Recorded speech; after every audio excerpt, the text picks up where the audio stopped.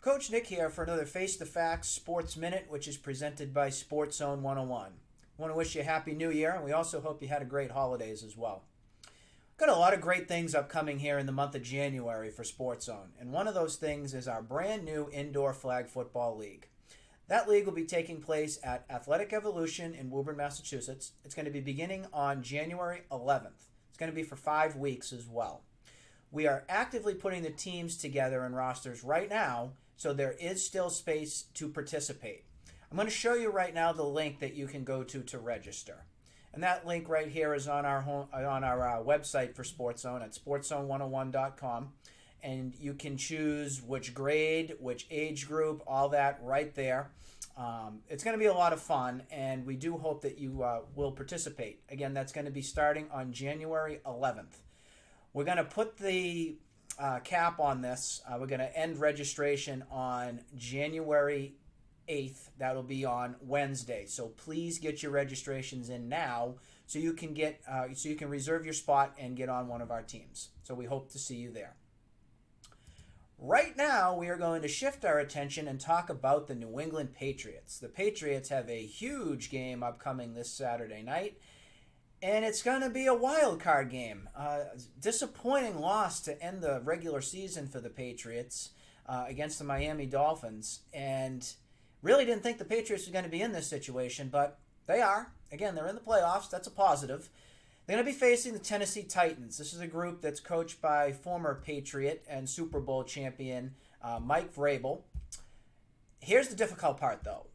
I don't know if any of you knew this for a stat, but when Bill Belichick and the Patriots go up against either former coaches or players that have some sort of a relation with the Patriots or been connected in some way, Patriots are 12-12. That's not a good number. Not feeling super confident here that the Patriots are going to get this job done.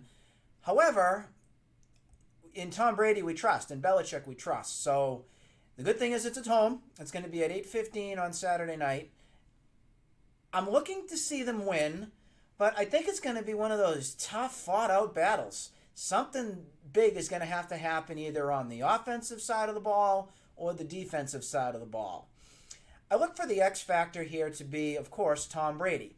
If Tom Brady is leading this offense and marching down the field, scoring effectively, and the receivers are connecting with him and catching the ball, I see the win.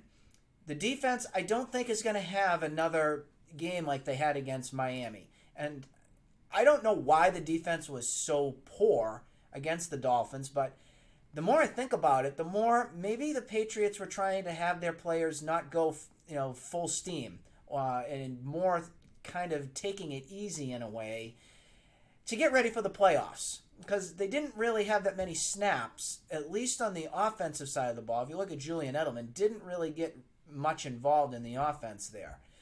So maybe they just didn't want to give their full-out effort. I hate when teams do that, but maybe they just didn't want to give their full-out effort there against the Dolphins. So again, I do think the Patriots will get the win against the Titans, but it's going to be one of those nail-biters, and I just hope it will continue. There's also a lot of rumors and talk that this is going to be Tom Brady's last game as a Patriot. I just don't believe that right now. I still think Brady will be back here next season. I think the situation's going to lead to him coming back to the Patriots. There's just not that many teams out there that I think are going to give Brady a whole lot of money, number one, and be an attractable place for him to go outside of the Patriots. And I don't see Brady wanting to hang it up and retire. There's been a lot of talk and a lot of rumors that this is going to be it. And it might be it for some, but I don't think it's it for Tom Brady. I think we'll see probably the end here whenever the season ends, whether it's this Saturday or if the Patriots continue to go out in the playoffs here. Probably is the end for Josh McDaniels. I see him probably going to the Browns or the Giants to coach. You also have some very notable free agents, one of which is Kyle Van Noy on the defense, Jamie Collins on the defense as well, Matthew Slater, a free agent there, special teams captain, and kind of one of the unsung heroes of this season there for the Patriots. Devin McCourty's name is out there for maybe he's going to retire, maybe he's not. We'll have to see what happens, but I think the Patriots will continue on here. I do think that they will get that victory. I think the Patriots are going to have to be looking ahead to Kansas City, which will be for the following week. And that game is going to be at Arrowhead. It's going to be a game kind of like last year when the Patriots had to go into Arrowhead, beat the Kansas City Chiefs, and then get to the Super Bowl. So they'll have to go through first the Titans, Kansas City, maybe Baltimore. And if they do get ahead and get to that Baltimore game, that's going to be one of the best games of the season, I think. And then if they beat Baltimore, whoever is in that AFC Championship, the Super Bowl will come. If I was to do a Super Bowl prediction right now, I'd probably go with, I can't not say the Patriots. I'm going to go with the Patriots and 49ers would be my best guess. But again, I don't know if the Patriots can beat Baltimore, and I don't know if they can beat the 49ers. We need to see a lot here. Hopefully all things will click. Right now, I want to take a look at a video from Patriots.com. Patriots.com right here has a sit-down interview with Scott Zolak and Bill Belichick, and we're going to listen in, and then we'll talk about it after that. It's time now to sit down with the coach, Megan O'Brien, Patriots head coach Bill Belichick. Coach, congratulations, 11 straight AFC East titles. Adding on to your record, now I know you've often said you want your team to be playing its best football in December. Saturday wasn't perfect, but how close was that performance to your team's most complete game of the season? Yeah, it was one of our better games during the year, no question about it. And against a real good Buffalo football team. They're going to be playing in the postseason too, and they're strong in all three phases of the game. So I thought our guys really stepped up, competed well. As you said, it wasn't perfect. We had our moments, but in the end, we played well in the fourth quarter, and scored when we had to, and made some stops when we had to. So it was great. It was a great feeling. I know you talked about this with Bob in Plays of the Week, but Elandon Roberts taking on that fullback position, 21 snaps, that's the most he's had there this season. And you pointed out some of those punishing blocks. How would you assess the way he's improved at that position? Yeah, Landon's he's a great teammate. He's done a lot, has filled a lot of roles for us offensively and defensively.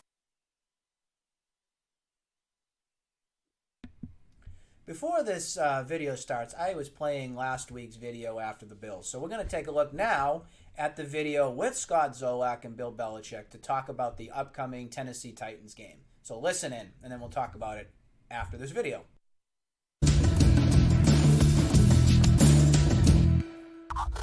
All right, welcome back to Patriots All Access. Time to sit down, talk with the coach, Coach Belichick. Coach, the playoffs are here.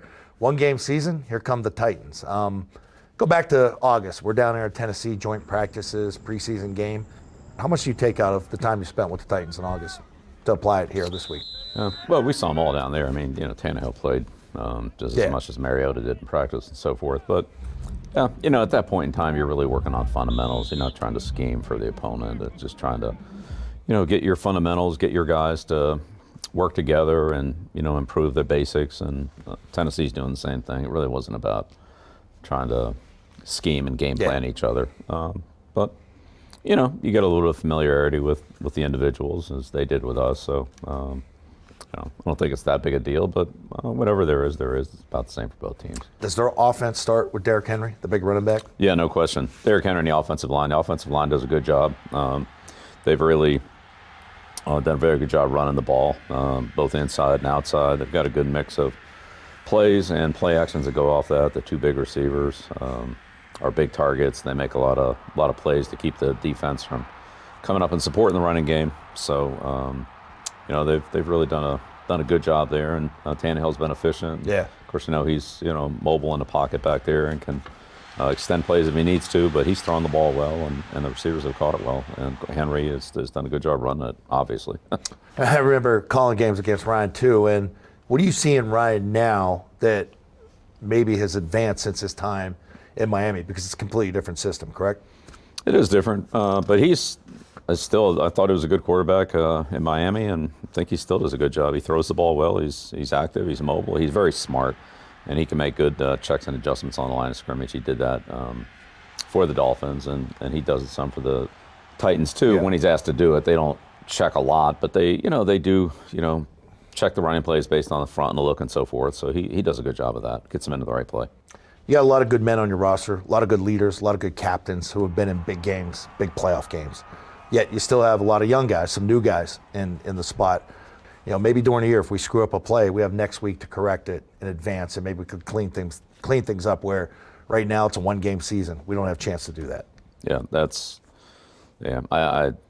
I think everybody understands that. We have to understand that because that's the truth. That's what it is. So there's no time to have a bad game, or it'll be our last game. So I think everybody's well aware of that, and we're going to work hard to put our best performance out there Saturday night and compete against the Titans. And I think that's all we can do. But that's what we're going to do.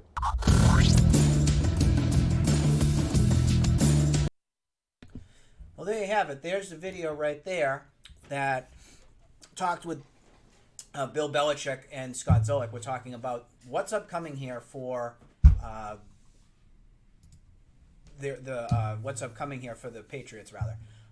The number one player that the Patriots need to watch out for, and they need to defend as best they can and hopefully kind of take out in a way, will be Derrick Henry. Derrick Henry is the one player who's the X factor there for Tennessee, but we also need to make sure that Ryan Tannehill doesn't go out and have a great game as well. So those are your two players right there that I'm going to look for, that the Patriots need to have some sort of answer on prevention of some sorts, with keeping the offense as low scoring as it can be. The next thing we're going to look at, and I did kind of show you already, the next video that we're going to look at has to deal with the Boston Bruins. We want to talk about them right now. The Boston Bruins have been kind of hit or miss for the past month right now. They had a very poor month of December. There were some injuries. There were some bad goaltending. Defense wasn't great. The offense was kind of hit or miss for some things. But the one thing that is continuing to be a problem here is overtime, continuing to lose in overtime, and shootouts. The Bruins are definitely the worst team, not even a question about it, when it comes to anything dealing with a shootout. If the score is 1-1 and the overtime is over and it's still scoreless rather, turn the game off. I mean, it's sad to say it, but they do not have an answer to put the puck in the net and get the win. So we're going to get that 1 point or whatever, but I want to see something different there. I mean, you got David Pastrnak, who's got 30 goals, leading goal scorer right now in the NHL. You got a veteran presence of Patrice Bergeron and Brad Marchand. There needs to be something that's done here to fix this problem that's becoming, endemic in a way. So the Bruins did end up losing another game in overtime to start the 2020 calendar year, and that was against Columbus. They lost 2-1.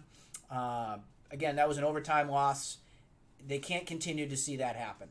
On a positive note, because we like to talk positive as much as we can on these, the players that were hurt, so that was Torrey Krug, David Krejci, and McAvoy, have returned. It's probably going to take them a little bit to get back to full strength and all, but they are back on the ice. So that's a positive, because the Bruins were playing without them for a little bit. So I'm looking to see that production be better moving forward. We're going to take a look at the press conference that Bruce Cassidy had at the end of the loss to Columbus earlier this week. Listen in. Certainly more than a goal. I don't know if we would have had a high-scoring game by any means. That's not the type of opponent we played tonight, nor would they have. But certainly had a few more looks than maybe one goal. He was solid. I mean, the goal that went by him was a lucky bounce. No chance in the last one. We didn't defend it very well, so he was really good for us. Boston said that these games, maybe the overtime games, are getting in your head a little bit.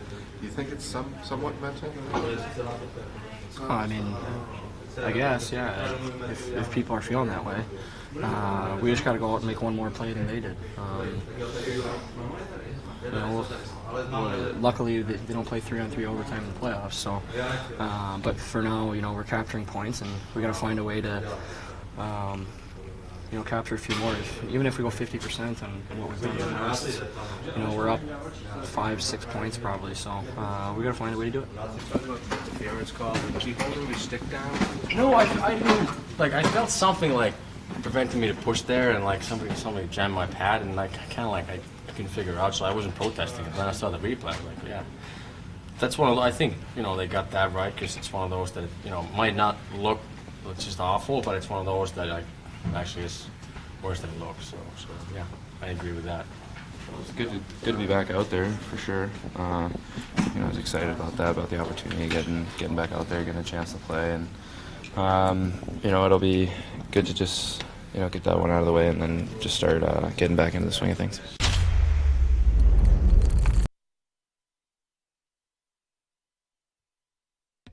So there you have it there from the Bruins. They didn't really seem upbeat there, obviously, because they just had that loss there. But again, good to see some of the guys who were injured now back on the ice. Hopefully they get them back to full strength shortly. The Bruins will play next, I believe, this upcoming Saturday. So stay tuned for information or check your local listings for the time and everything for that. And hopefully they can get back on track. That would be a great thing to see. Actually, they will be playing Edmonton. That will be, I think it's a matinee game on Saturday. Matinee against the Edmonton Oilers at the Garden. The next thing we're going to talk about is the Celtics. And the Celtics, to me right now, even with the Patriots in the playoffs and everything, the Celtics are the best team in the city right now. You're seeing Jason Tatum becoming an NBA superstar right now. And he's been somebody that has, I think, exceeded a lot of expectations this year. You're seeing a much more mature, a much more polished NBA star upon our hands now. I think he's fitting into the Celtics system a whole lot better with Kemba Walker. And then you also have Jaylen Brown, who's having a fantastic season right now, too. The Celtics just returned back Marcus Smart and Gordon Hayward from injury. One of the things I would look for this Celtics team as we're continuing to go on here with this season is the bench has been pretty good, but I do feel that Danny Ainge needs to check out and see if he can find some sort of a veteran that can help out this bench. Remember back from 2008 when the Celtics brought in guys like Sam Cassell and other players like that really helped to add some stability to a bench that really helped to relinquish the load from your stars. Eddie House was another one. That was another player out there that helped the Celtics back from that time. This is a championship team. So if the Celtics want to really make a move, that would be the move that I would look at right now. I'm also hearing Kevin Love's name out there and a swap with Gordon Hayward and everything. I'd say keep Hayward. He's looking like he's healthy. He's going to be productive here in this Celtics system here. I like what I see. But so if you want to add on some sort of a piece, look for some sort of a veteran addition right there to strengthen the bench. That is going to do it here for another Face the Facts Sports Minute. Again, presented by Sports Zone 101. One last time reminder on our Indoor Flag Football League, which is beginning January 11th, 5 weeks at Athletic Evolution. We are still taking registrations now. We are looking to close registrations for Wednesday, so get those registrations in as quick as you can so we can make those teams and get everybody ready to go because it's going to be a lot of fun. We will see you next time here on another, like I said, Face the Facts Sports Minute. I'm Nick Face. We'll see you next time.